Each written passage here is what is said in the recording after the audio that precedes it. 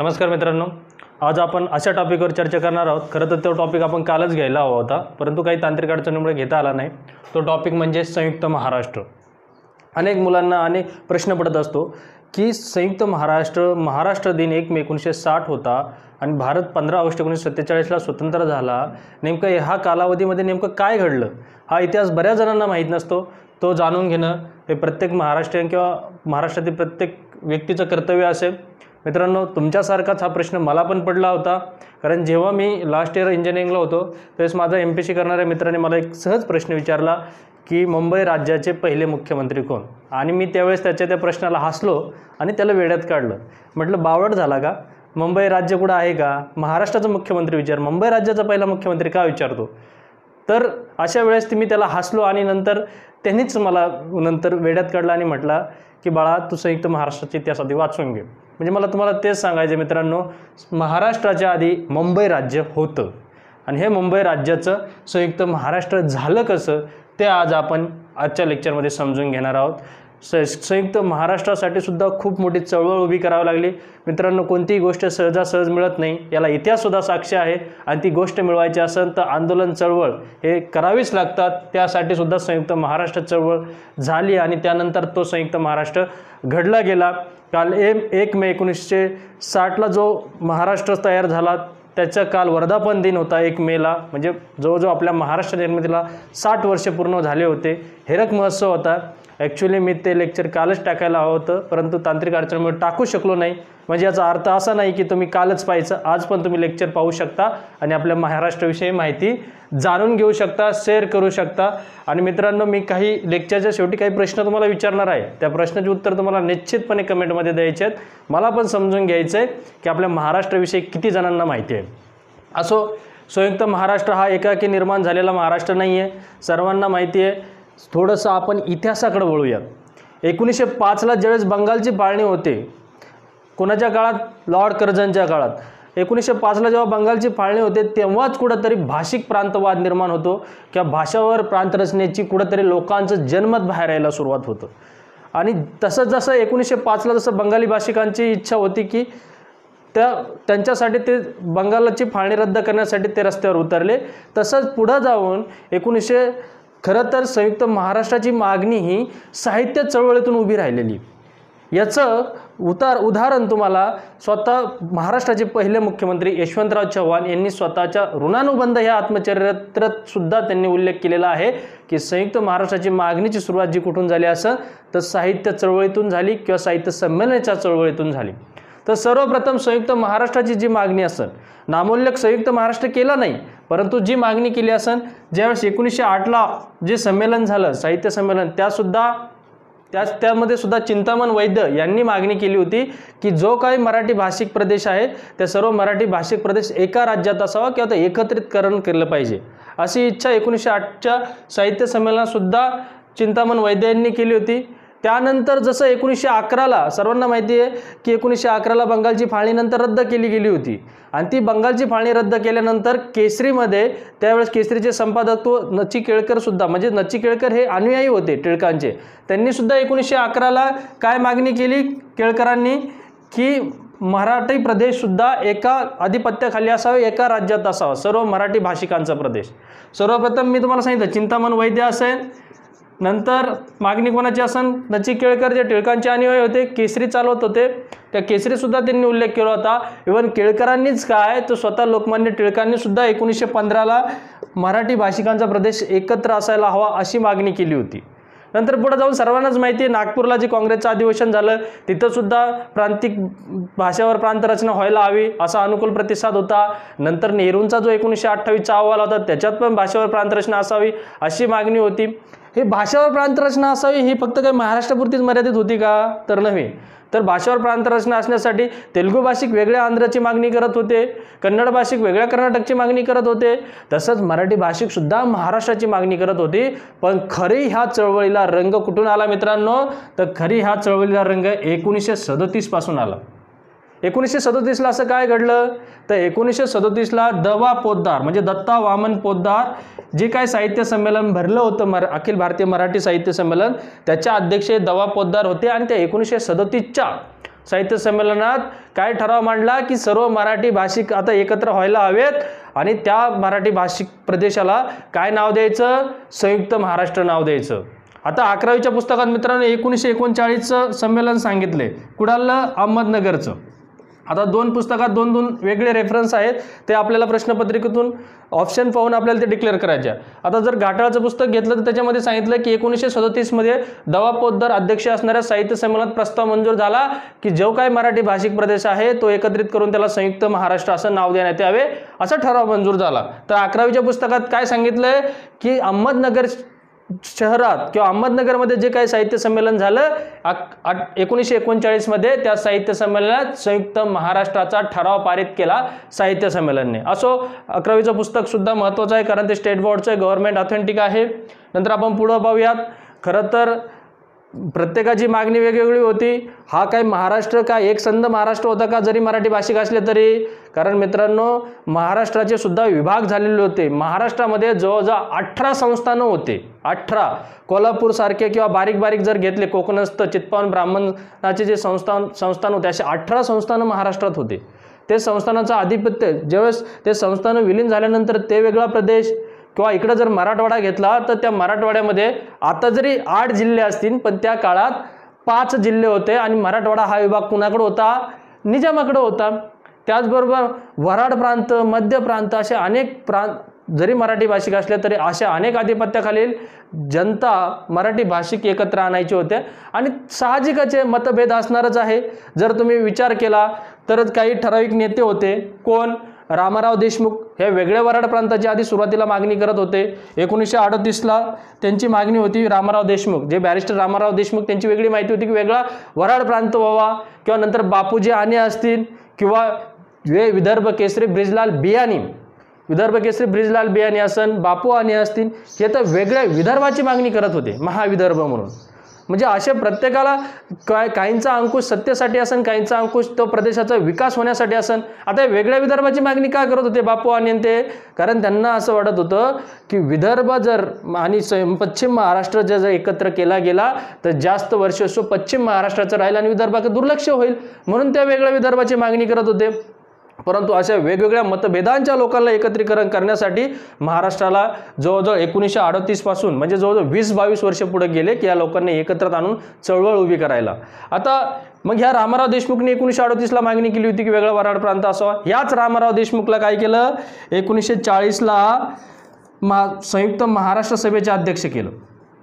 संयुक्त महाराष्ट्र सभेचे अध्यक्ष केलं.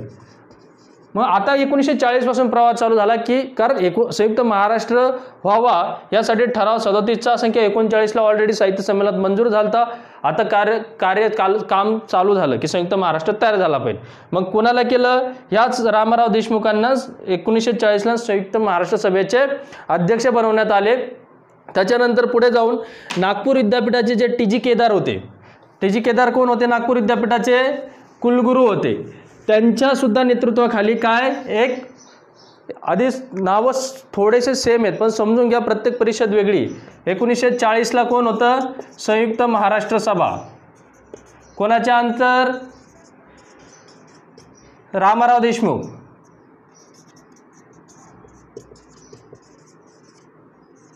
नंतर 1941-42च्या दरम्यान कोण?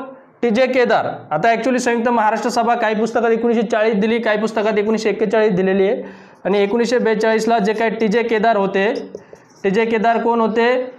जे नागपूर विद्यापीठाचे कुलगुरू होते. मित्रांनो ह्याच TJ केदारने ज्यावेळेस मराठवाडा मुक्तीसंग्रामातील विद्यार्थ्यांनी जी काही वंदे मातरम चळवळ केली होती तर त्या विद्यार्थ्यांना निजामाने शाळेतून काढलं होतं आणि मग त्यांच्या शिक्षणाची व्यवस्था ह्याच TJ केदारने नागपूर विद्यापीठामार्फत केली होती. हेच TJ केदारने काय केलं होतं? संयुक्त महाराष्ट्र एकीकरण परिषद स्थापन केली 1942ला. संयुक्त महाराष्ट्र एकीकरण परिषद. अशा पद्धतीने आता संयुक्त महाराष्ट्राच्या दिशेने वाटचाल चालू झाली. वाटचाल ॲक्च्युली 1937 पासूनच संयुक्त महाराष्ट्र या नामोल्लेखाने सुरुवात झाली. त्याच्यानंतर सर्वात महत्त्वाची जी काय संमेलन असन तर ती कोणतं? 1946चं साहित्य संमेलन. आता 1946चं साहित्य संमेलन आय थिंक मला वाटतं ते 30वं मराठी साहित्य संमेलन होतं आणि ते कुठं भरलं होतं? अखिल भारतीय मराठी साहित्य संमेलन 1946चं? तर बेळगाव या ठिकाणी भरलं होतं. कुठे? बेळगाव. 1946चे साहित्य संमेलन.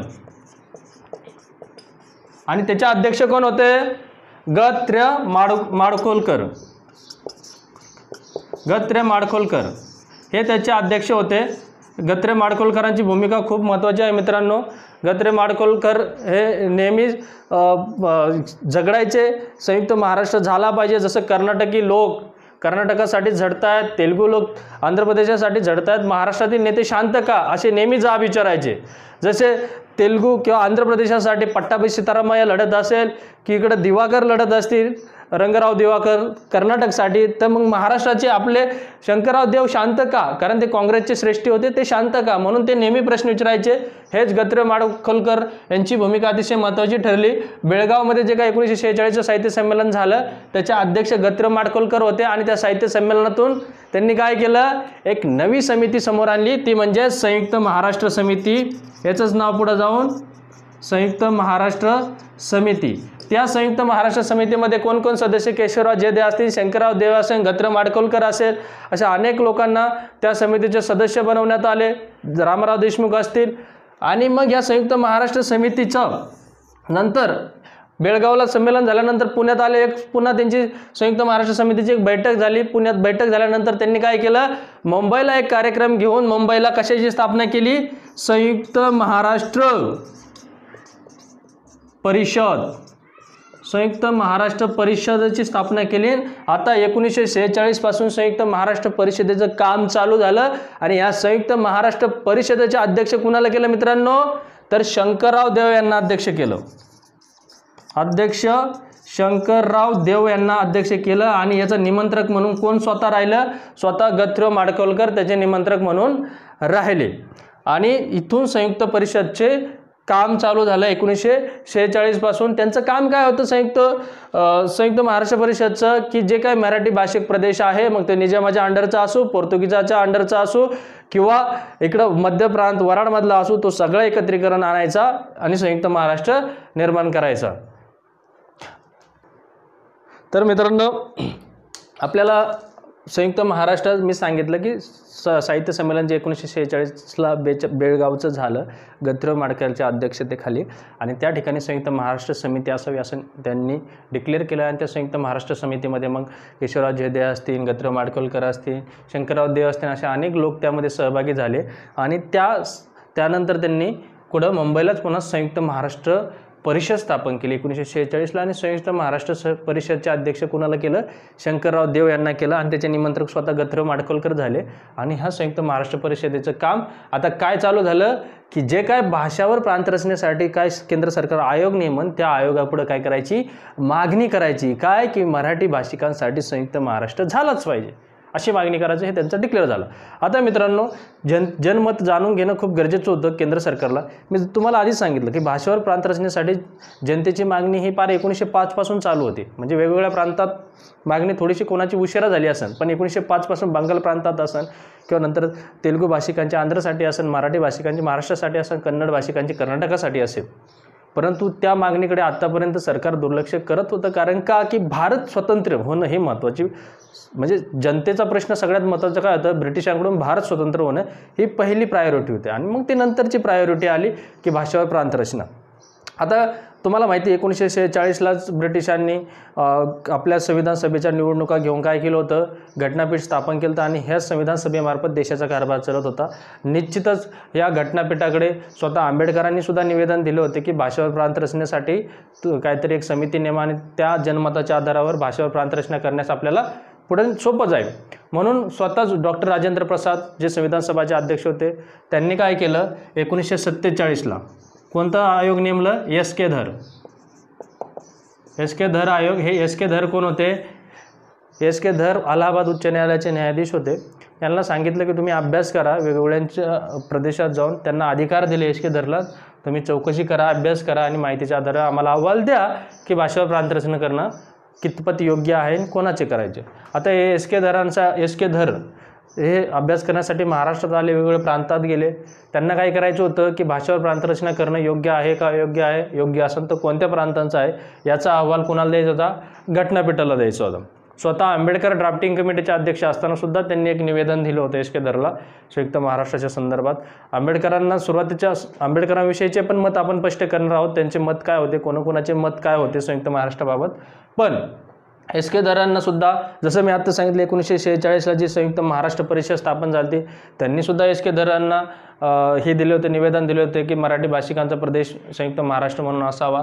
तर एस के धरांनी काय केलं की 1 वर्षातच त्यांना अहवाल तयार करायचा होता. त्यांनी 1 वर्षात अहवाल तयार केला आणि काय सांगितलं घटनापीठाला की आता भाषेवर प्रांतरचना करणं योग्य वेळ नाही आहे, सध्या भाषेवर प्रांतरचना केल्याने राष्ट्रीय एकात्मता धोक्यात येईल असा अहवाल कोणी दिला, धर आयोगाने दिला. परंतु त्या अहवाल देत असताना त्यांनी मात्र आंध्र प्रदेशला अनुकूलता दाखवली, कोणी, धरणी. त्याच्यामुळे काय झालं, मग आंध्र भाषिक किंवा तेलुगू भाषिकांचा जो आंध्र प्रदेशाच्या मागणीसाठी आंदोलन त्यांना आंदोलन करायला आणखीनच अनुकूलता प्राप्त झाली. ह्या एस के धरने प्रतिकूल अहवाल महाराष्ट्राच्या बाबतीत दिला, इतर प्रांताच्या बाबतीत दिला. असं शेवटी मग सर्वजण नाराज झाले, संतापाची लाट निर्माण झाली. म्हणून ह्या एस के धर आयोगाचा अहवाल स्वीकारला गेला नाही. त्यालाच प्रत्युत्तर म्हणून काय केलं नंतर 1948 29 डिसेंबर 1948ला कोणता आयोग स्थापन झाला, JVP.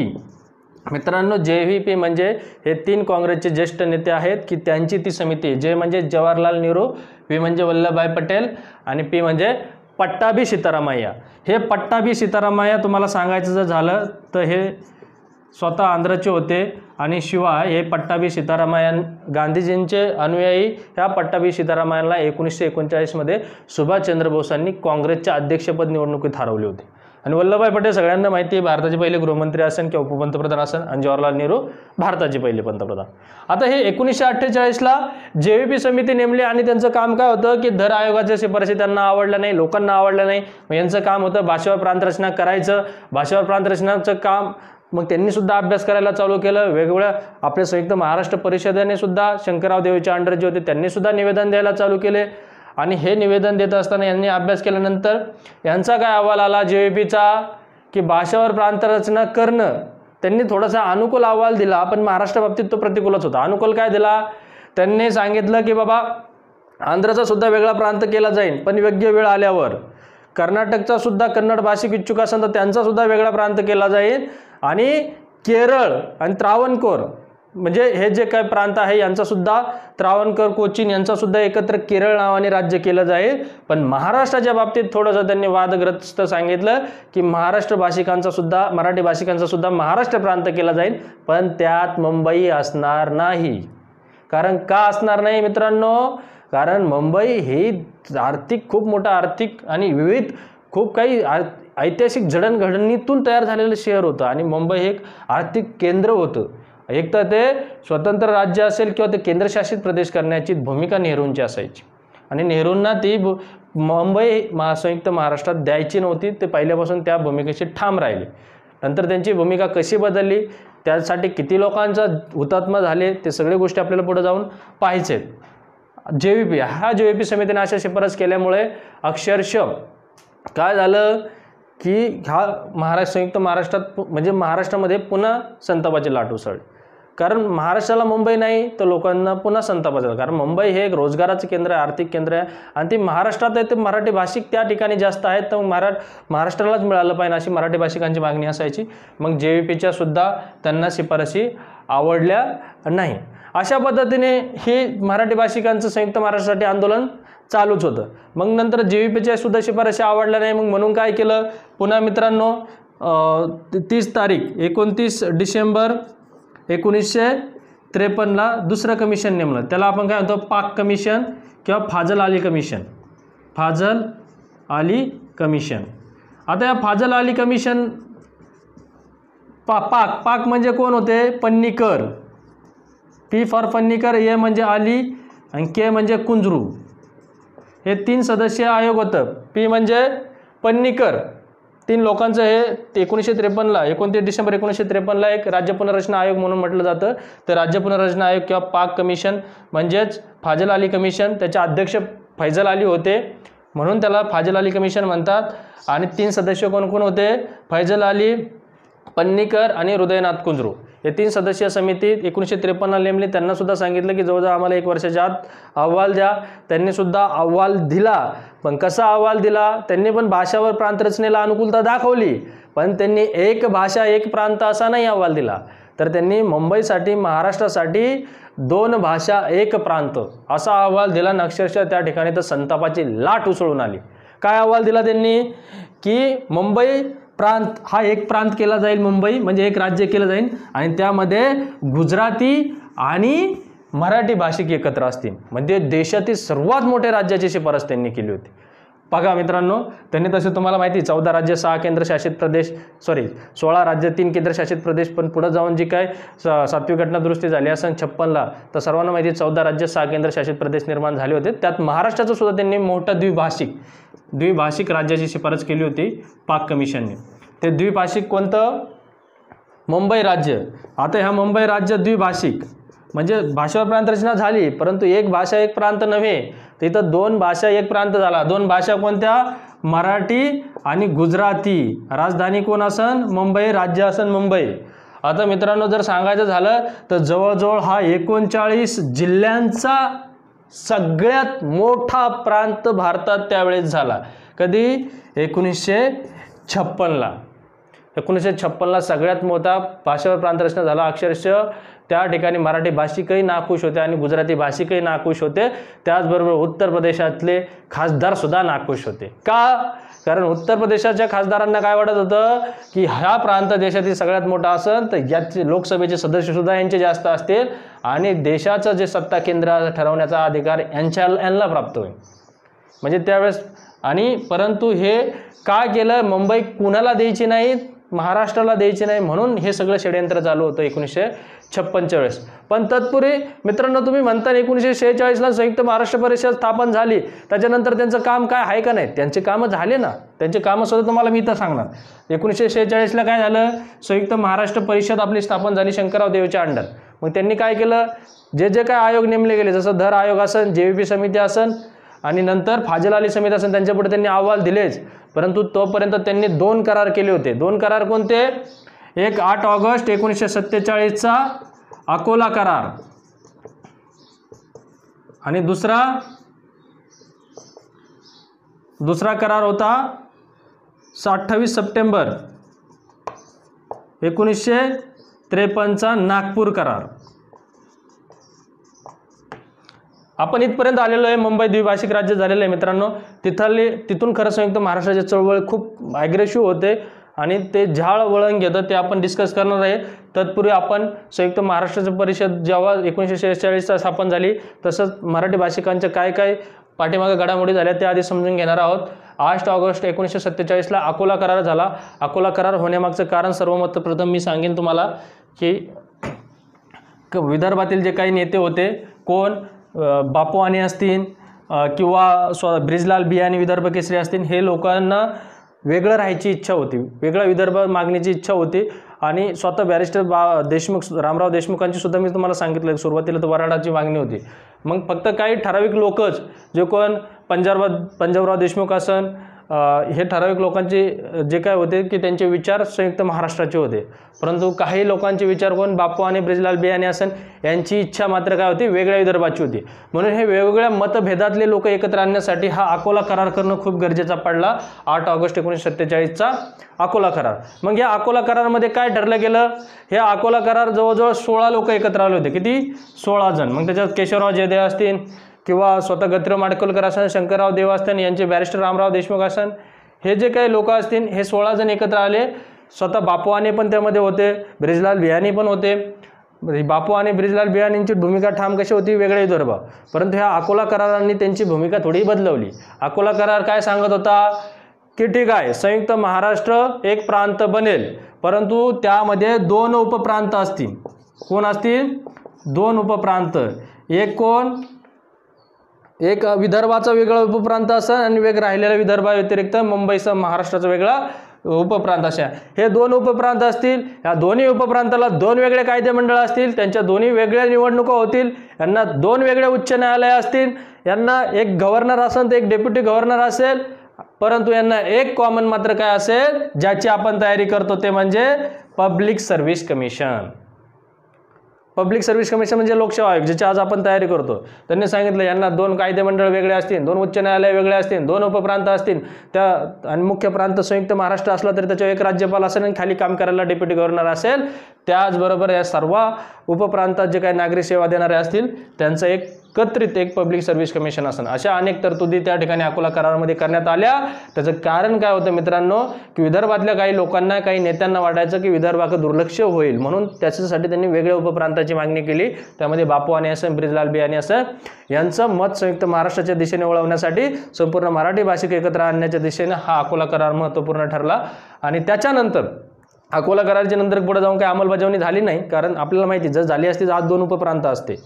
पण खरं जर नागपूर करार जर पाहिला आपण 28 सप्टेंबर 1953, त्याच्या काही गोष्टी आज अजून पण आपण अंमलात आणतो. तर नागपूर करारामध्ये काय झालं होतं 28 सप्टेंबर 1953 मध्ये, तर नागपूर कराराविषयी मित्रांनो असं झालं होतं की संयुक्त महाराष्ट्र निर्माण होणार. संयुक्त महाराष्ट्र निर्माण झाल्यानंतर, कारण या नागपूर करारावर अनेक मराठवाड्यातून काही प्रतिनिधी आले असतील, मराठवाड्यातून चव्हाण आले असतील, किंवा स्वामी रामानंद तीर्थांनी पाठवलेले त्यांचे काही प्रतिनिधी लक्ष्मण भोपटकर असतील, किंवा पश्चिम महाराष्ट्राचे भाऊसाहेब हिरे असतील, यशवंतराव चव्हाण असतील, विदर्भातील स्वतः पंजाबराव देशमुख असतील, किंवा बॅरिस्टर रामाराव देशमुख, हे जे काही प्रतिनिधी एकत्र येऊन नागपूर करारासाठी आले होते. नागपूर करारावर त्यांनी सह्या केल्या. संयुक्त महाराष्ट्र होत असताना जो काय, कारण मराठवाडा हा विनाशर्त त्यामध्ये ॲड झाला होता संयुक्त महाराष्ट्रात, म्हणून मराठवाड्याकडे विशेष काळजी दिली जाईल. त्याचबरोबर विदर्भाकडेही लक्ष दिलं जाईल आणि प्रत्येक विभाग म्हणजे पश्चिम महाराष्ट्र, मराठवाडा आणि त्याच्यानंतर विदर्भ ह्या प्रत्येक विभागातील लोकसंख्येनुसार त्यांच्याकडे लक्ष देऊन लोकसंख्येनुसार त्यांना काय केलं जाईल, नोकरीमध्ये म्हणजे जे शासकीय नोकरी आहे त्या नोकरीमध्ये सुद्धा प्रायोरिटी दिलं जाईल. परंतु मराठवाड्याकडे विशेष लक्ष दिलं जाईल, कारण मराठवाडा कसा आहे, अविकसित भाग आहे. त्याचबरोबर संयुक्त ह्याच नागपूर करारामध्ये जे 28 सप्टेंबर 1953चा जो नागपूर करार झाला, ह्याच नागपूर करारामध्ये अजून काय उल्लेख केला गेला की एक अधिवेशन वर्षातून होणारे किमान अधिवेशन किती हो, पण त्यातले किमान एक अधिवेशन कुठं होईल, नागपूरमध्ये झालं पाहिजे आणि मंत्रालयाचं कामकाज सुद्धा नागपूरला हलवलं गेलं पाहिजे. कारण का की आधीच विदर्भातल्या लोकांना वाटायचं की आमच्याकडे लक्ष देणार नाही, म्हणून ते मागणी. परंतु त्या नागपूर करारामधली ती अट मात्र अजून पण पाळली जाते, किंवा मराठवाड्याकडे पण लक्ष दिलं जातं, असं नाही की दिलं जात नाही, दिलं जातं. आणि ती अट कोणती की एक अधिवेशन कुठं झालं पाहिजे, नागपूरला. आणि ते नागपूर करारातली अट होती, ते अजून पण अंमलात येते की नागपूरला दरवर्षी हिवाळी अधिवेशन आपलं महाराष्ट्राचं होत असतं. आता आपण ही घडामोडी पाहिल्या संयुक्त महाराष्ट्राच्या परिषदेच्या वतीने किंवा मराठी भाषिकांच्या वतीने. परंतु आता आपण इथे येऊन पोहोचलो होतो कुठं की जी काय 1 नोव्हेंबर 1956ला जे काय कोणतं राज्य स्थापन झालं होतं, मुंबई द्विभाषिक. कोणाच्या शिफारसीने, फाजल अलीच्या. जे आता मग सांगितलं फाजल अली कमिशनने काय केलं, 39 जिल्ह्यांचा जवळजवळ मराठी आणि गुजराती भाषिकांचा एकच प्रदेश बनवला, तो म्हणजे मुंबई. आणि अक्षरशः त्याच्यामध्ये मुंबई प्रांतातले मराठी भाषिक पण खुश नव्हते, म्हणजे आणि तिकडं गुजराती भाषिक पण खुश नव्हते. कारण जेवढं छोटं राज्य असेल तेवढं जनतेपर्यंत सरकारला पोहोचणं शक्य असतं, हे आंबेडकरांचा सुद्धा विचार होते. ॲक्च्युली आंबेडकरांचे विचार संयुक्त महाराष्ट्राच्या बाबतीत तुम्हाला सांगेन. आधी आंबेडकर काय म्हणायचे की सह्याद्रीच्या पूर्वेकडचा वेगळा महाराष्ट्र करा, पश्चिमेकडचा वेगळा करा. नंतर आंबेडकर काय म्हणायचे, महाराष्ट्राचे 3 राज्य करा, विदर्भ मराठवाडा असेल. का आंबेडकरांचं एक म्हणणं होतं की आधी तर त्यांचा विरोधच होता. कशाला, ते काय म्हणायच्या, एकच भाषा असली पाहिजे, बाकी भाषा सगळ्या समुद्रात नेऊन बुडवा. का बुडवा, की राष्ट्रीय एकत्मता साधली जात नाही, एकच भाषा असली पाहिजे, हिंदी. नंतर त्यांचं काय मत झालं की आंबेडकरांचं मत झालं की छोटे छोटे राज्य हे 3 बनवा. कारण का बनवा, की जेवढे छोटे राज्य असेल तेवढा चांगला विकास करू शकतात. आणि दुसरी गोष्ट, हे छोटे राज्य केंद्राला कधी आव्हान करणार नाही, केंद्रापेक्षा खूप मोठे ठरणार नाही. परंतु आंबेडकरांचे एक मत मात्र नेहमी ठाम होतं, ते म्हणजे काय, मुंबई ही महाराष्ट्राची आहे आणि मुंबई अलिप्त न ठेवता ती महाराष्ट्रातच असली पाहिजे, हे मत म्हणजे ठाम होतं. आंबेडकरांचं मत परिवर्तन करण्यासाठी अनेक नेते त्यांना भेटले. एस.एम. जोशी, जे एस.एम. अण्णा 1956 नंतर तेच चालले जास्त, त्यांच्याविषयी मी सांगणार आहे. एस.एम. अण्णा ज्या वेळेस त्यांना भेटले आंबेडकरांना की सांगितलं की तुम्ही आमच्या चळवळीचं नेतृत्व करा, तेव्हा स्वतः आंबेडकर एस एम जोशींना काय म्हटले की मी चळवळीचं नेतृत्व केलं तर सगळे लोक माझं नेतृत्व मानणार नाही, तुम्ही नेतृत्व करा, आमचे अनुयायी तुम्हाला पाठिंबा देते. आणि तेव्हा 1956 पासून बाबासाहेबांचा पक्षसुद्धा संयुक्त महाराष्ट्र समितीत येऊन आला. कोणता? शेड्यूल कास्टचा जो पक्ष होता त्यांचा, किंवा नंतर त्याचं रूपांतर RPI मध्ये झालं. तर असो हा शेड्यूल कास्ट पार्टी फेडरेशनसुद्धा संयुक्त महाराष्ट्र समितीत ॲड झाला. आंबेडकरांनी सुद्धा अतिशय चांगला पाठिंबा नंतर द्यायला चालू केला संयुक्त महाराष्ट्रासाठी. परंतु आता आपल्याला या ठिकाणी 1956 मधला जे असंतोष आहे तो समजून घ्यायचा. मुंबई द्विभाषिक राज्य झालं, जनतेने ती स्वीकारलं नाही, परंतु मात्र काँग्रेसचे आमदार लोकसभेमध्ये, शक्यतो तुम्हाला माहिती भारतीय राज्यघटनेचा कलम 3 आणि 4 काय, तो अधिकार कोणाला आहे राज्याची निर्मिती करण्याचा? लोकसभेला. लोकसभेने निर्मिती केली. लोकसभेने निर्मिती केल्यानंतर 1956ला मुंबई मोठ्या द्विभाषिक राज्याच्या, देशातील सगळ्यात मोठं राज्य आणि वयाने लहान असणारे मुख्यमंत्री कोणाला केलं? यशवंतराव चव्हाणांना केलं. यशवंतराव चव्हाणांना का केलं गेलं? कारण त्याच्या मागचं एक हिस्ट्री तुम्हाला सांगतो की 1956च्या आधी कोणती चळवळ उभी झाली होती? मराठी भाषिकांची. मराठी भाषिकांची चळवळ झाली असताना त्याआधी कोण मुंबईचे पहिले मुख्यमंत्री कोण होते? बाळासाहेब खेर. बाळासाहेब खेर होते. परंतु बाळासाहेब खेर हे कसे भांडवलदार वर्गाचे होते, लोक असंतुष्ट होते. बाळासाहेब खेर ज्यावेळेस मुंबई राज्याचे मुख्यमंत्री होते 1952 पर्यंत, त्यावेळेस काँग्रेसचे अध्यक्ष कोण होते? केशवराव जयदेव होते. नंतर केशवराव जयदेवने काँग्रेस सोडली होती, सगळ्यांना माहिती आहे. शेकाप पक्षामध्ये ते आलेले होते. केशवराव जयदेवनी काँग्रेस सोडल्यानंतर महाराष्ट्राच्या काँग्रेस पक्षाचे अध्यक्ष कोण झाले? महाराष्ट्र काँग्रेस पक्षाचे अध्यक्ष कोण? भाऊसाहेब हिरे झाले. भाऊसाहेब हिरे झाले. आणि सेक्रेटरी, काँग्रेस पक्षाचे सेक्रेटरी कोण झाले? यशवंतराव चव्हाण. यशवंतराव चव्हाण झाले. आता 1956च्या आधीचा आपण इतिहास थोडासा समजून घेतोय. का समजून घेतोय? 1956च्या मुंबई द्विभाषिक राज्याची निर्मितीला कारण काय ठरले ते पाहूया आधी. बाळासाहेब खेर 1952 पर्यंत भांडवलदार वर्गातील मुख्यमंत्री होते, दोनदा झालेले मुख्यमंत्री होते मुंबईचे. आणि त्यावेळेस महाराष्ट्र काँग्रेसचे अध्यक्ष केशवराव जयदेव होते. केशवराव जयदेवने काँग्रेस सोडल्यानंतर शेकापमध्ये आले होते. त्यांनी स्वतः वेगळा पक्ष काढला होता, शेकाप, शेतकरी कामगार पक्ष. भाऊसाहेब हिरे त्यावेळेस काँग्रेसचे अध्यक्ष झाले आणि सचिव कोण होते? यशवंतराव चव्हाण झाले होते.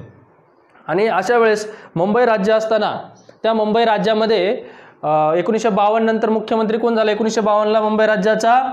तर मोरारजी देसाई. 1952ला मुंबई राज्याचे मुख्यमंत्री कोण झाले? थोडंसं 1956च्या मागे आलेलं आहेत, आधी ती समजून घ्या.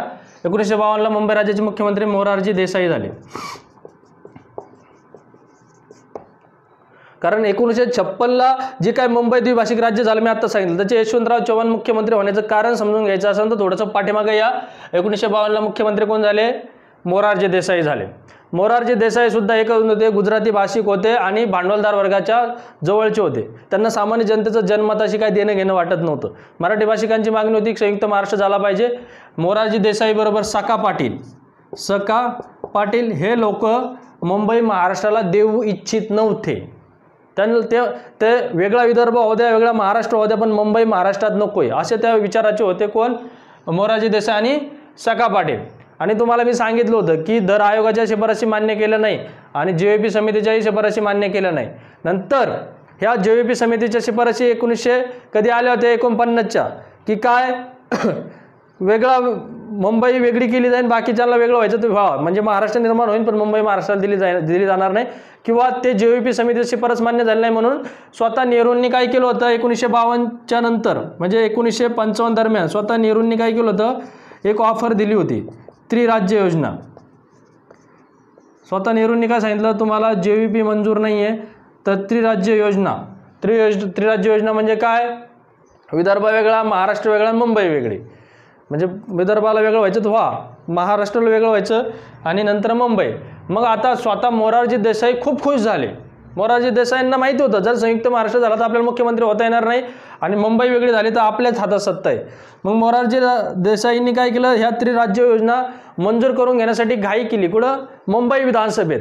आणि त्यांनी ते काय केलं? 1955च्या दरम्यान 18 नोव्हेंबर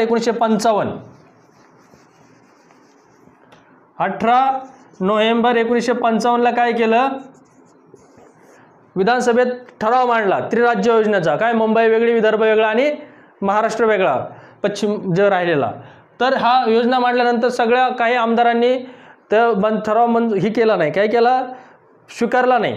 आणि मग 18 नोव्हेंबरला ठराव मांडल्यानंतर जे काही बाकीचे मराठी भाषिक होते यांनी आंदोलन उभं केलं. त्या दिवशी संध्याकाळी सर्वजण ओहेल मैदानावर गोळा व्हायला लागले. मग कोण, खरं या संयुक्त महाराष्ट्र चळवळ म्हणजे महाराष्ट्र दिनला 1 मे हा महाराष्ट्र दिन पण आणि कामगार दिन पण आहे मित्रांनो. एक खरं योगायोग म्हटलं तरी चालेल, कारण तर संयुक्त महाराष्ट्र चळवळीत कामगारांची सुद्धा भूमिका खूप महत्त्वाची होती.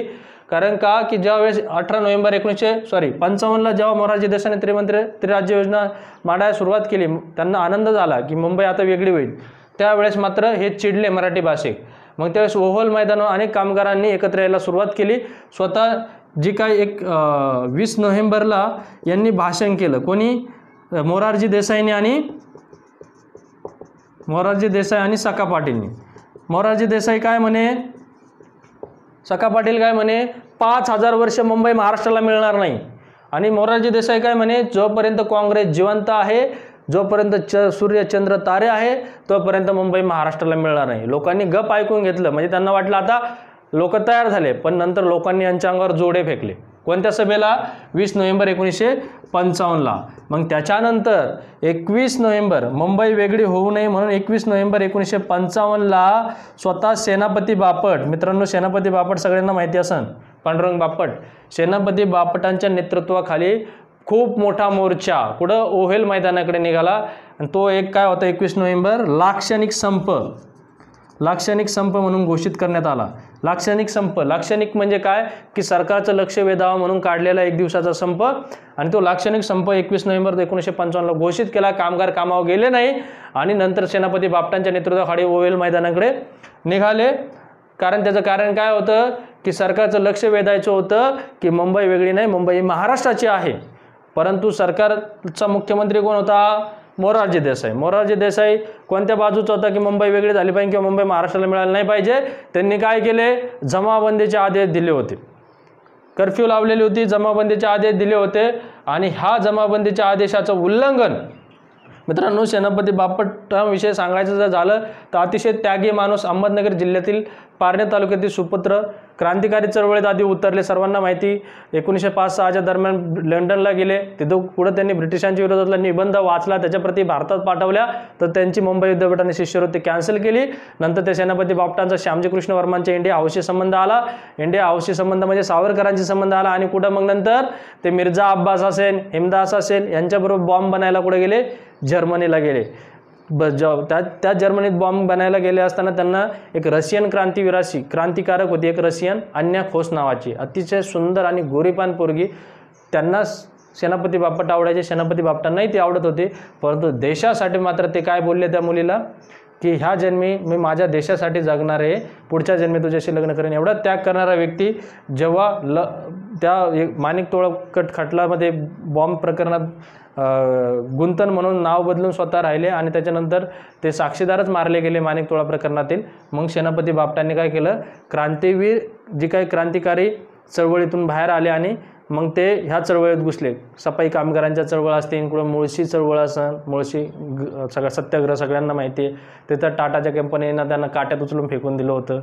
किंवा त्यांनी म्हणजे सेनापती बापट अनेक वेळा तुरुंगात गेले, बाहेर कमी तुरुंगात अनेक वेळा गेले. तापट स्वभावाचे होते. टिळकांबरोबर सुद्धा काम केलं. टिळकांचं पत्र चालवत होते ते. कधी कधी टिळकांना सल्ला द्यायचे, टिळक खूप रागवायचे, त्यांना म्हणायचे तुम्ही एक तर पत्र चालवा नाही तर चळवळ चालवा. त्यावेळेस रागारागात तो सुद्धा राजीनामा त्यांनी दिला टिळकांच्या पत्राचा. मग ते सेनापती बापट जसं कामगार चळवळ, सफाई कामगार चळवळ, नंतर सुभाषचंद्र बोसांना फॉरवर्ड ब्लॉकचं काम त्यांनी केलं. प्रांतिक काँग्रेसचे काही दिवस अध्यक्ष झाले, ते हिंदू महासभेमध्ये त्यांनी काम केलं. आणि शेवट सर्वात महत्त्वाची भूमिका संयुक्त महाराष्ट्रासाठी सेनापती बापटांनी खूप महत्त्वाचं काम केलं. हे प्रत्येक नेते आपण पाहणार आहोत, प्रत्येक थोर समाज पुरुष आपण वेगवेगळ्या टॉपिकला आपण पाहणार आहोत. परंतु सेनापती बापटाविषयी मी सांगण्याचं कारण काय की सेनापती बापटांनी नेतृत्व केलं होतं 21 नोव्हेंबर 1955चा कोणत्या चळवळीचं, जे लाक्षणिक संप पुकारला गेला होता संयुक्त महाराष्ट्रामध्ये मुंबई असावी म्हणून, मुंबई वेगळं होऊ नये म्हणून. आणि त्यावेळेस लाखोंच्या संख्येने कामगार असतील, मराठी भाषिक एकत्र आला. परंतु मोरारजी देसाईंनी काय केलं, जमावबंदी केली होती आणि काय आदेश दिला होता, कारण नेहरूंना सुद्धा वाटायचं देश फुटन राज्य फुटन, तर अशा ज्या फुटाफुटीची भाषा करणारे असतील तर त्यांना गोळ्या झाडा, रणगाडे चालवा, दिसेल तिथे गोळ्या झाडा. आणि तेच आदेश मोरारजी देसाईने दिले आणि त्या जवळजवळ 21 नोव्हेंबर 1955ला 15 लोक त्या ठिकाणी मारले गेले. नंतर पुन्हा आणखीन जवळजवळ 1957 पर्यंत आणखीन 101 लोक मारले गेले, 102 लोक मारले गेले. जवळजवळ किती लोक आज म्हणजे सरकारी रेकॉर्डनुसार 107 लोक हुतात्मा झाले. किती? 107. मित्रांनो, एक खंत वाटते सांगायला की ब्रिटिशांनी जो जालियनवाला बाग हत्याकांड केला होता त्याच्यामध्ये सुद्धा तेच आदेश होते जमावबंदीचे, सभाबंदीचे.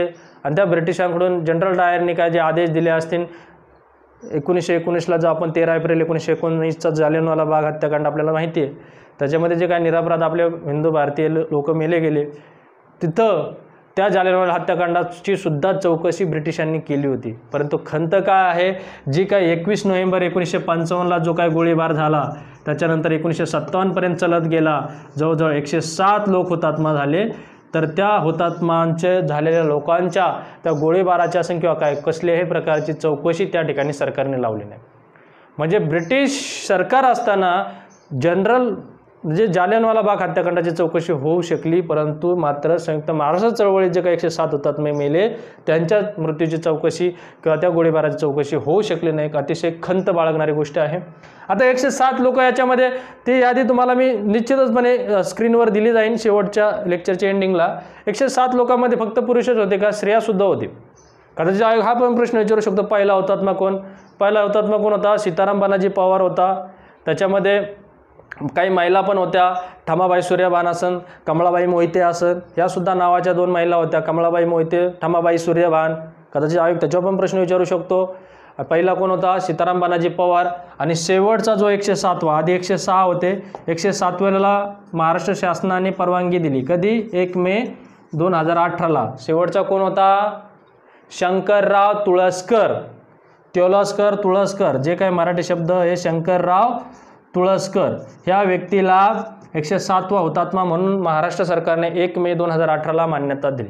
मित्रांनो, अशा अनेक काही लोकांची प्रकरणं पेंडिंग आहे. कारण हे जे काही हुतात्मा झालेल्या लोकांच्या फॅमिलीला सरकार पेन्शन देतं, एक मान सन्मान देतं.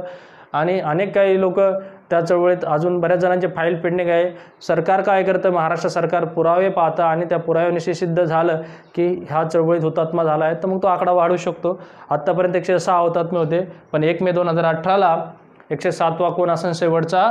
शंकरराव तुळसकर. तो सुद्धा प्रश्न येऊ शकतो. आणि हे जे काय हुतात्मा त्या ठिकाणी लोकांचा बळी गेला किंवा हे जे काय याच्यामध्ये जमावबंदीमध्ये गोळीबारात मारले गेले, तर याची सुद्धा खूप निंदा झाली. 1955च्या घटनेत काय निंदा झाली? स्वतः लालजी पेंडसे यांनी नरमेध यज्ञ म्हणून उल्लेख केला. नरमेध यज्ञ म्हणून उल्लेख केला लालजी पेंडसेंनी. आणि प्रके अत्रेंनी तर यांना काय म्हटलं? जनतेचा कसाई मोरारजी देसाई. का जनतेचा कसाई मोरारजी देसाई म्हटलं? कारण मोरारजी देसाईंचे आदेश होते गोळीबाराचे, 107 लोक त्या ठिकाणी मेले होते. म्हणून प्रके अत्रेंनी खूप कडाडून टीका केली. प्रके अत्रेंचं तर खूप महत्त्वाचं काम आहे, ते आता तुम्हाला दाखवणार आहे 1956 पासून पुढं.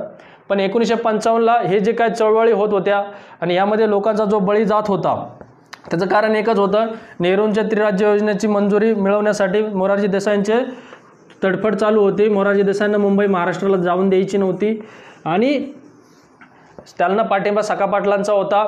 अशा वेळेस जे काय मुंबईच्या साठी जे काय आहुती यांनी बलिदान दिलं गेलं, त्याच्यानंतर मग जे काय तुम्हाला मी सांगितलं 1 नोव्हेंबर 1956च्या दरम्यान नेहरूंनी काय केलं? ठीक आहे, मराठी भाषिक असन, गुजराती भाषिक असन यांना मुंबई वेगळी झाली, तर म्हणजे मराठी भाषिकांना मुंबई वेगळी झाली तर काय होतंय? आंदोलन होतंय, लोक येत आहेत, शासनाचे आदेश जुळत नाही, गोळीबार करावा लागते. अतिशय टीका होत होती. म्हणजे मित्रांनो तुम्हाला सांगायचं जर झालं तर या मोरारजी देसाईच्या कृतीने किंवा नेहरूंमुळे ही कृती होते. म्हणून आपल्या देशाचे 2 नंबरचे नेते चिंतामणराव सी.डी. देशमुख विषयी सगळ्यांना माहीत असतं. भारताचा पहिला मराठी आय एस झालेला आपला सी.डी. देशमुख किंवा ते केंद्रीय अर्थमंत्री होते. त्यांनी ह्या 1955ची जी घटना झाली गोळीबाराची, तर नेहरूवर नाराज होऊन सुद्धा राजीनामा दिला होता 1955च्या घटनेला. आणि जेव्हा सी.डी. देशमुख राजीनामा देतात तेव्हा प्रके अत्रे त्यांचं कौतुक करतात की आमचा चिंतामणी महाराष्ट्राचा कंठमणी झाला. आणि त्याला महाराष्ट्राचं दैवत म्हणून उपाधी देतात. परंतु ह्या मोरारजी देसाई जेव्हा मराठी माणसांवर गोळीबार करतात आणि तेव्हा प्रख्या अत्रे त्या मोरारजी देसाईंना म्हणतात, मोरारजी देसाई जनतेचा कसाई आणि सखा पाटलांना काय म्हणतात, खलपुरुष आहे. खलपुरुष म्हणजे वाईट माणूस आहे असं ते उपाधी देतात प्रख्या अत्रे. किंवा पवा गाडगीळ यांनी विधान परिषदेचा राजीनामा दिला असन. अनेक नंतर पुढे जाऊन जेव्हा द्विभाषिक राज्याची मान्यता आली त्यावेळेस अनेक आमदारांनी जवळजवळ काँग्रेसच्या 32 आमदारांनी काय केलं होतं, राजीनामा देऊन टाकला होता. का, त्यांना ही मागणी मान्य नव्हती, पक्षाच्या विरोधात तर जाता येत नव्हतं, म्हणून त्यांनी काय केलं, डायरेक्ट काँग्रेसच्या आमदारांनी राजीनामा देऊन टाकला. त्यांना ती द्विभाषिक जे 1956चं जे मुंबई द्विभाषिक मोठं राज्य निर्माण झालं, ॲक्च्युली ज्यावेळेस मुंबई द्विभाषिक राज्य झालं त्यावेळेस हा निर्णय गुजरात भाषिकांना सुद्धा आवडला नव्हता. हा निर्णय फक्त भांडवलदार गुजराती लोकांनाच आवडत होता. का, कारण भांडवलदार गुजराती वर्गांसाठी मुंबई हे एक आर्थिक केंद्र होतं, त्यांच्यासाठी उद्योगासाठी एक आर्थिक केंद्र होतं. परंतु जी सामान्य गुजराती भाषिक लोक होते त्यांना काय त्याचं देणं घेणं नव्हतं मुंबईचं. त्यांचं काय म्हणणं होतं की मुंबईचं विभाजन करण्यापेक्षा मुंबई अलिप्त ठेवा किंवा महाराष्ट्राला द्या, त्यांच्याबाबत त्यांचं काही दुमत नव्हतं. परंतु या ठिकाणी मराठी भाषिक ज्याप्रमाणे मराठी भाषिक चळवळीत मेले त्याचप्रमाणे 10-15 लोक गुजराती भाषिक सुद्धा मेले गेलेले आहेत. कारण त्यांचं सुद्धा गुजरात महासभा, गुजरात वेगळं राज्य व्हावं यासाठी सुद्धा आंदोलन व्हायचं. स्वतः गुजरातमध्ये सुद्धा मोरारजी देसाई यांच्या विरोधात आंदोलन व्हायचे. त्यांना सुद्धा गुजराती भाषिक जनता पाठिंबा देत नसायच्या. असो, नंतर पुढे जाऊन सांगायचं जर झालं तर मित्रांनो, अशा प्रकारे 1956 पर्यंत आता गुजराती द्विभाषिक राज्याची निर्मिती झाली. मित्रांनो, आता आपण 1956 पर्यंत प्रवास आलेलो आहे. 1956ला काय झालं, मुंबई द्विभाषिक राज्य. मी तुम्हाला सांगितलं या ठिकाणी गुजराती भाषिक पण खुश नव्हते आणि मराठी भाषिक पण खुश नव्हते. मग अशा वेळेस नेहरूंनी मात्र काय होतं, हे लोकसभेमध्ये प्रस्ताव असतो कोणत्या राज्याची निर्मिती व्हायची काय असतं, त्या ठिकाणी काही खासदारांनी त्याग केला असेल, परंतु त्या ठिकाणी तो मंजूर झाला. आणि इकडं मग काय काँग्रेसच्या आमदारांनी राजीनामा दिले. कारण जी काही 1955 जी काही घटना झाली होतात मी जाण्याची किंवा काय, तर सरळ आव्हान केलं गेलं होतं. मग ते शेकापचे शंकरराव मोरे असतील, शंकरराव मोरे शेकाप पक्षाचे चिटणीस होते. हे शंकरराव मोरे लोकसभेमध्ये तर स्वतः संयुक्त महाराष्ट्राची मागणी मांडतच होते. पण हे काय सांगायचे, हे सुद्धा बाकी काँग्रेसच्या आमदारांना खासदारांना यांना सांगायचे की सगळ्या पदाचे राजीनामे द्या, सरकारला कर देऊ नका, तरच सरकार काय होईल, एक प्रकारे संयुक्त महाराष्ट्र तयार होईल. शंकरराव मोरे हे सुरुवातीला शेकापमध्ये होते, पण नंतर एंडिंगला त्यांनी मात्र कुठं उडी मारली, काँग्रेसमध्ये उडी मारली. पण शंकरराव मोरे असतील किंवा सेनापती बापट असतील किंवा अनेक जे काही नेते होते, प्रख्या अत्रे असतील, हे लोकांनी मात्र ग्रामीण भागात जाऊन जागृती केली होती. प्रख्या अत्रेविषयी मी तुम्हाला सांगणार आहे मित्रांनो. प्रख्या अत्रे प्रल्हाद केशव अत्रे अतिशय उत्कृष्ट वक्ते, लेखक, नाटककार. श्यामची आई, महात्मा फुले यांच्या जीवनावर नाटक तुम्हाला माहिती आहे, राष्ट्रीय पुरस्कार मिळवला. प्रख्या अत्रे नाटककार, लेखक. दुसरी गोष्ट म्हणजे अशा वेळेस ज्यावेळेस संयुक्त महाराष्ट्र चळवळ जनतेच्या ग्रामीण भागापर्यंत पोहोचण्यासाठी वृत्तपत्राची भूमिका खूप महत्त्वाची असते. परंतु जे काही वृत्तपत्र होते हे सगळे भांडवलदार वर्गाकडे होते आणि भांडवलदार वर्गाकडे असल्यामुळे ते काही संयुक्त महाराष्ट्राची बातमीच देत नव्हते. पण या ठिकाणी 50% जास्त मोठा हिस्सा म्हटलं तर प्रख्या अत्रेंचा असन. प्रख्या अत्रेंचे कोणते होते, नवयुग होते, जय हिंद पेपर होता आणि त्यांनी संयुक्त महाराष्ट्रासाठी खास काढलेला मराठा हे वृत्तपत्र खास संयुक्त महाराष्ट्र चळवळीसाठी त्यांनी काढलं होतं. म्हणून प्रख्या अत्रेंना काय म्हणायचे, मुलुक मैदानी तोप म्हटलं जायचं. मुलुक मैदानी तोप. प्रख्या अत्रेंची एकदम शिवराळ भाषा, हास्यविनोदातली भाषा, भावनिक आव्हान लोकांना करायचे आणि टीकासुद्धा इतकी खतरनाक करायचे. उदाहरण देतो तुम्हाला की ज्यावेळेस सखा पाटील प्रख्या अत्रेंना काय म्हणायचे, ज्यावेळेस प्रख्या अत्रे विधानसभेत निवडून आले होते 1957ला, किंवा त्यांना ते काय म्हणायचे, देखो पिके आये हे, तर त्यांना पिके आये म्हणायचे. तर प्रख्या अत्रे त्यांना काय म्हणायचे, नासका पाटील ते कारण सखा पाटील मंत्री होते ना, नासका नामदार सखा पाटील. म्हणजे त्यांच्यावर कोणी टीका केली ते हजार जबाबी होते. जसं यशवंतराव चव्हाण 1956ला मुख्यमंत्री होतात मुंबई राज्याचे. तुम्ही म्हणाल कसे, कारण मोरारजी देसाई वादात सापडलेले होते, त्यांच्याकडून 107 लोक मारले गेले होते, साहजिकच त्यांना विरोध होणार होता. आणि मुंबई एक खूप मोठं राज्य निर्माण झालं होतं. महाराष्ट्रातले 26 जिल्हे असतील, गुजरातचे 13, म्हणजे जवळजवळ 39 जिल्ह्यांचं तो मुंबई मोठं राज्य झालं होतं. मग मुख्यमंत्री होण्यासाठी मोरारजी देसाई म्हटले की मला जर बिनविरोध करत असेल तर मी मुख्यमंत्री व्हायला तयार आहे. परंतु अशा वेळेस मात्र जे काही काँग्रेसचे अध्यक्ष होते, कोण, भाऊसाहेब हिरे, महाराष्ट्राचे, पश्चिम महाराष्ट्राचे नेते, भाऊसाहेब हिरेने मुख्यमंत्रीपदासाठी दावा केला. भाऊसाहेब हिरेंनी मुख्यमंत्रीपदासाठी दावा केला तर मोरारजी देसाईंना भाऊसाहेब हिरेंना होऊन द्यायचं नव्हतं. म्हणून मोरारजी देसाईंनी कोणाला पाठिंबा दिला? यशवंतराव चव्हाणांना पाठिंबा दिला. मग यशवंतराव चव्हाण सगळ्यात मोठ्या राज्याचे कमी वयातील मुख्यमंत्री झाले. यशवंतराव चव्हाण म्हणजे ते एक म्हणे ना, दोघांच्या भांडणात तिसराचा लाभ. भांडणं कोणाचे? मोरारजी देसाई आणि भाऊसाहेब हिरे. लाभ कोणाचा झाला? यशवंतराव चव्हाणांचा. पण भाऊसाहेब हिरेंची भूमिका खूप महत्त्वाची ठरली, कारण मोरारजी देसाई खूप वादग्रस्त मुख्यमंत्री ठरले होते, पण यशवंतराव चव्हाण वादग्रस्त ठरले नाही. यशवंतराव चव्हाणांची भूमिका अतिशय शांततेची, संयमाची आणि योग्य दिशेने चाललेली होती. कारण ज्यावेळेस यशवंतराव चव्हाण मुख्यमंत्री झाले त्यावेळेस त्यांनी सांगितलं होतं, मी राज्याचा कारभार करणार, परंतु एकही गोळीचा वापर न करता, गोळीचा वापर न करता मी राज्याचा कारभार करणार. म्हणजे त्यांना हिंसा नको होती. ते स्वतः गांधीच्या विचारावर चालणारे होते आणि खरंच भारी नेते होते. यशवंतराव चव्हाण खूप खालच्या थरावर जाऊन सुद्धा प्रख्यात्रेण वगैरे लोक टीका करायचे. एकदा यशवंतराव चव्हाण काय म्हटले की संयुक्त महाराष्ट्र झाला पाहिजे ही माझी पण इच्छा आहे, पण तुम्ही झालाच पाहिजे असं नका ना म्हणू. मी प्रयत्न चालू आहेत, कारण महाराष्ट्रापेक्षा नेहरू मोठे आहेत असे यशवंतराव चव्हाण म्हणायचे. महाराष्ट्र हा नेहरूपेक्षा मोठा नाही म्हणायचे, कारण त्यांच्याच हातात आहे. आणि कसं होतं की यशवंतराव चव्हाणांना एक समंजसपणा माहीत होता की आपण जरी मागणी केली तरी पण नेहरूंच्या हातात आहे ऐकायचं की नाही ऐकायचं. आणि त्याच्यामुळे नेहरूंचं मन परिवर्तन, मग माणूस मुख्यमंत्री कोणी असो, नेहरूंचं मन परिवर्तन करण्यासाठी यशवंतराव चव्हाणांची भूमिका अतिशय महत्त्वाची ठरली.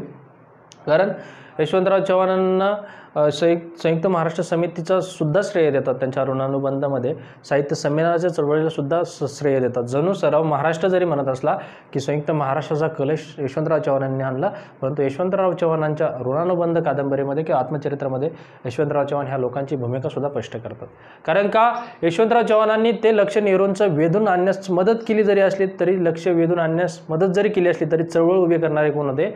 संयुक्त महाराष्ट्र समिती होते.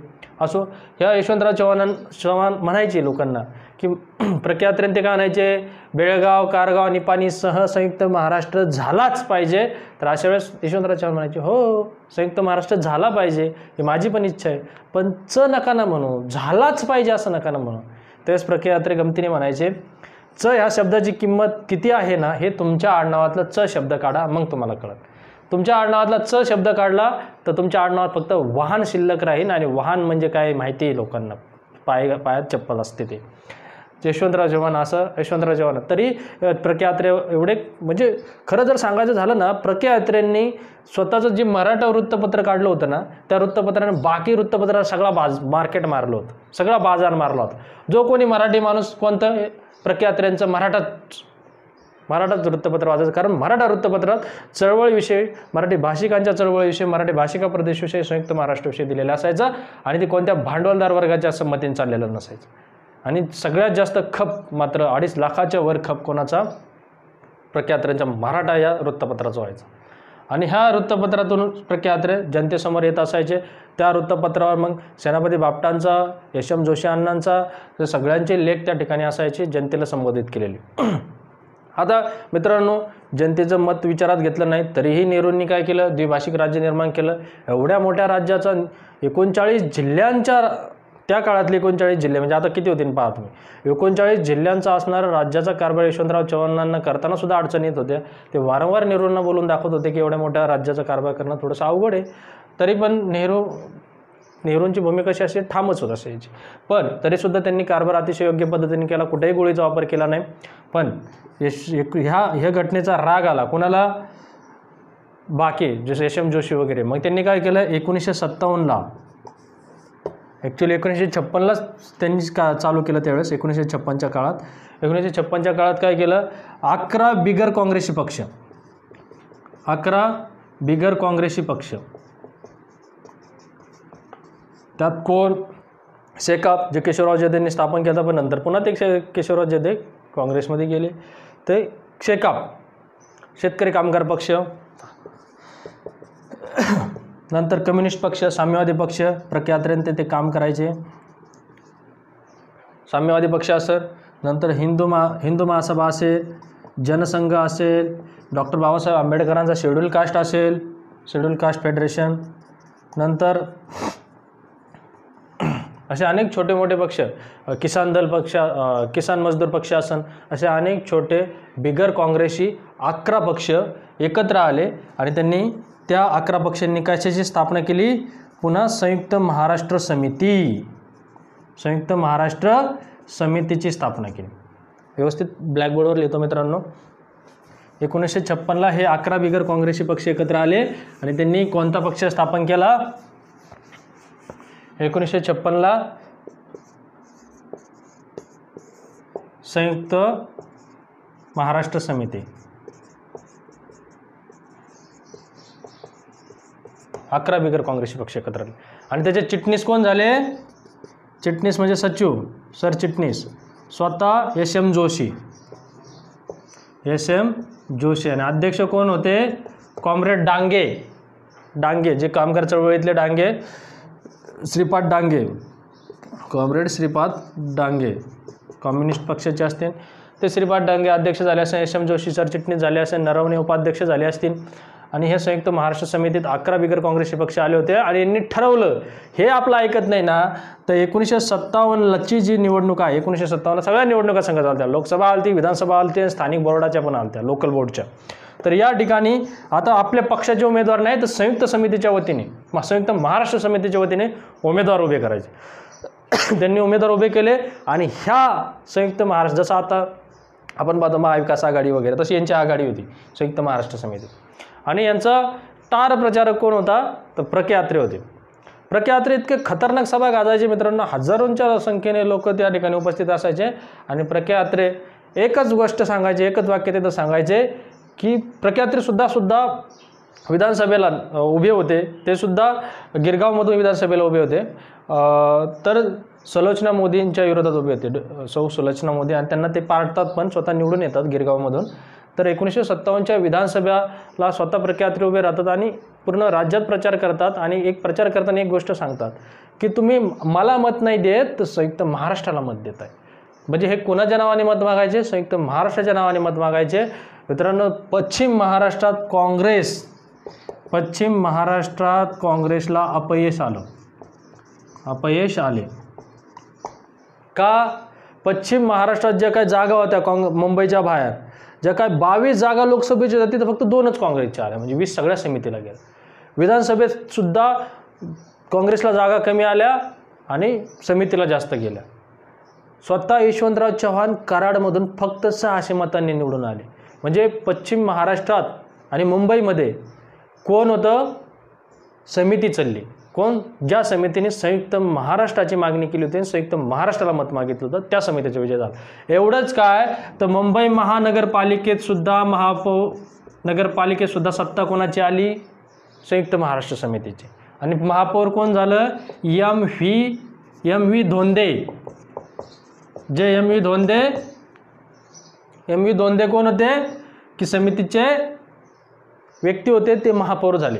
म्हणजे समितीचं एवढं यश आलं. पण जी मुंबई हा काय छोटं राज्य होतं का?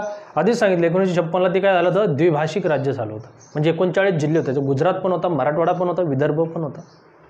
मग मराठवाडा वगैरे काय झालं की त्या ठिकाणी समिती चालली नाही. मग त्याच्यामुळे इकडच्या गुजरातला काँग्रेसचे सीटं जास्त आले, मराठवाड्याला काँग्रेसचे सीटं आले आणि एकंदरीत कुठं तरी कोणाची सत्ता स्थापन झाली? काँग्रेसची सत्ता स्थापन झाली. आणि तिथं सुद्धा मुख्यमंत्री कोण होतात? यशवंतराव चव्हाणच होतात. परंतु यशवंतराव चव्हाणांचे लक्षात आलं, यशवंतराव चव्हाण नेहमी आपल्या भाषणात म्हणायचे की भाषिक भावनावाद आहे, प्रांतीय भावनावाद आहे, त्याच्यामुळे आमचे रिझल्ट आले नाही. किंवा त्यांना सुद्धा जाणीव झाली की आपण फक्त 600 मतांनी निवडून आलं. ते नेहमी नेहरूंना वारंवार बोलून दाखवायचे, परंतु नेहरू तरी दुर्लक्ष करायचे. म्हणून त्यांनी काय केलं? 1957ला, मित्रांनो हे लक्षात असू द्या, अतिशय महत्त्वाची भूमिका आणि तो प्रयोग सक्सेस झाला. कोणाचा? यशवंतराव चव्हाणांचा. कोणता प्रयोग होता यशवंतराव चव्हाणांचा? 1957ला यशवंतराव चव्हाणांनी 1957ला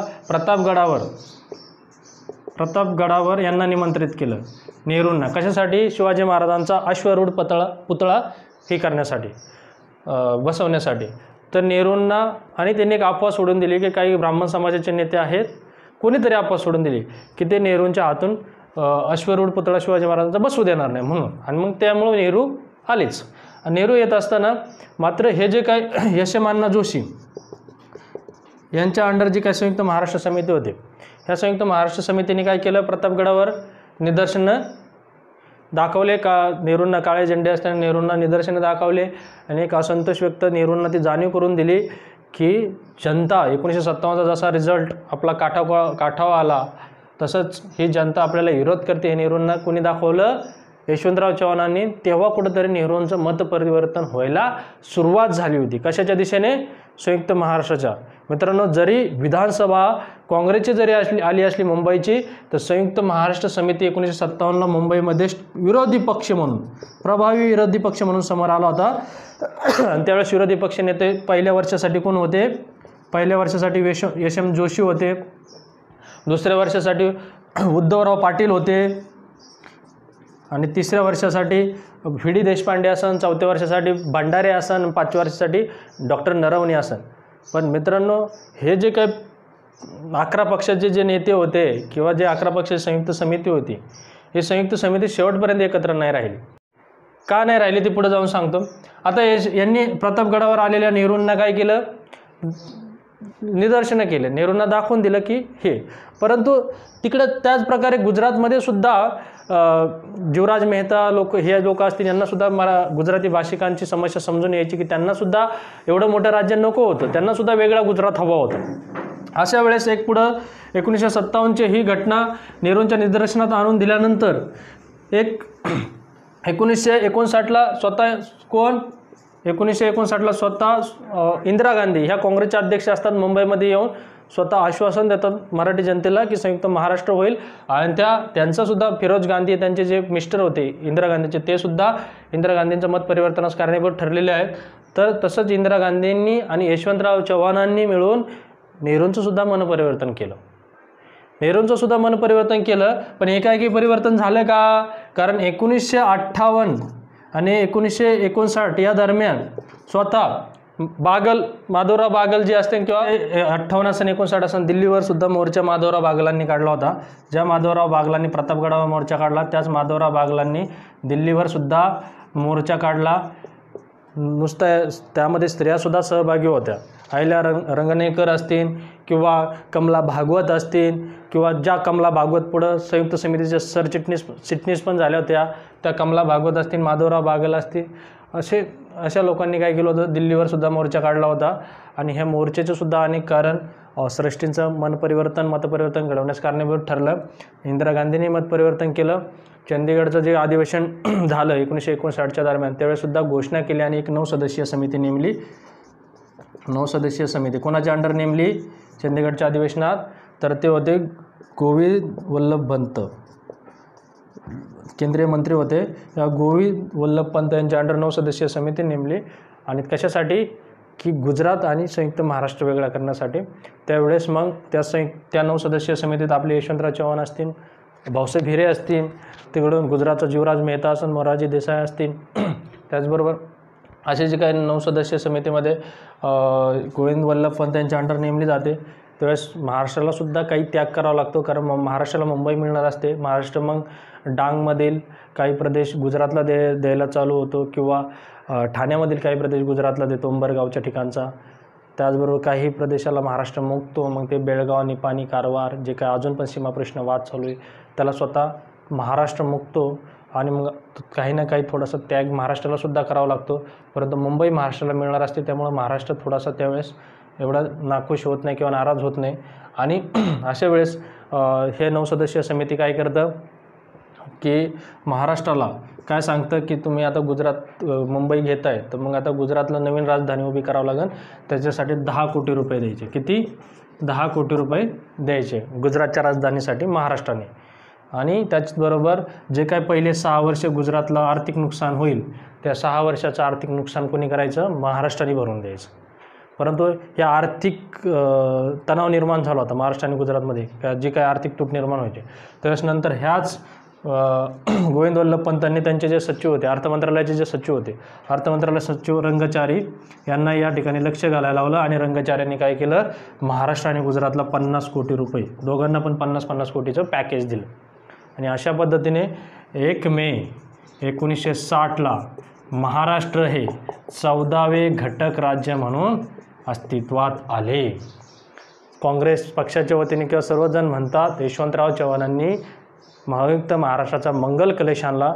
मित्रांनो, स्वतःच यशवंतराव चव्हाण त्यांच्या ऋणानुबंध या आत्मचरित्रात सांगतात की यामागे साहित्य संमेलन, संयुक्त महाराष्ट्र समिती, अनेक लोकांचं काम आहे.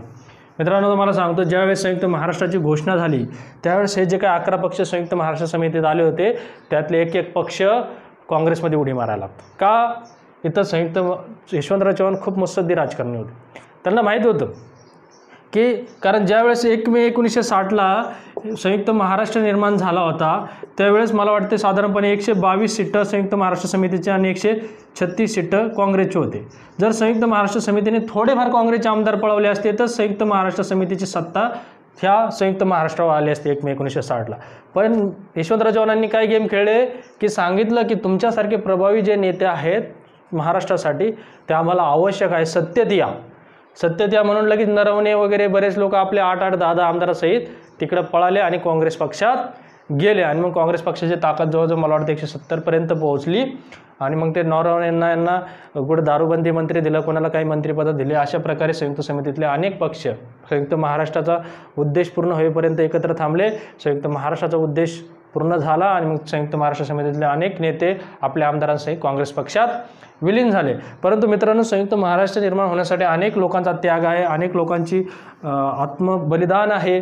त्याचबरोबर तुम्हाला माहिती आहे संयुक्त महाराष्ट्रासाठी प्रख्यात्र्यांचं मी सांगितलं, यशम जोशी, यशम म्हणजे संयुक्त महाराष्ट्र असंच प्रख्यात्रे यांचं कौतुक करायचे. कोणाचे? यशम जोशींचं. त्याचबरोबर साहित्य जे आपले अण्णाभाऊ साठेंची सुद्धा खूप भूमिका महत्त्वाची. त्यांनीसुद्धा माझी मैना गावावर राहिली वगैरे असे हे त्यांनी त्याच्यावर सुद्धा काही काव्य रचले गेले. अमर शेख या व्यक्तीने लाल बावटा या कलापथकातून ते गायले गेले. शाहीररत्न जे अण्णाभाऊ साठे, माझी मैना होते या जीवाची कायली, माझी मैना गावावर राहिली, हे संयुक्त महाराष्ट्राचं त्यांनी प्रेरणागीतच बनवून टाकलं.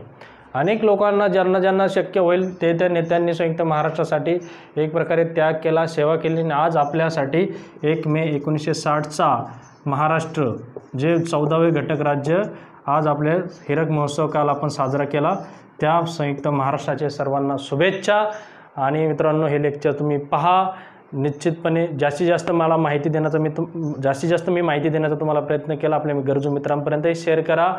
कमेंटमध्ये निश्चित कळवा काय तुम्हाला अजून अपेक्षित आहे. आणि आपण पुढच्या लेक्चरमध्ये मराठवाडा मुक्तीसंग्रामासन किंवा हैदराबाद मुक्तीसंग्रामासन तो आपण घेणार आहोत. निश्चितपणे तुमची प्रत्येक डिमांड आपण पूर्ण करण्याचा प्रयत्न करू. माझं आजचं लेक्चर संपवतो. जय महाराष्ट्र.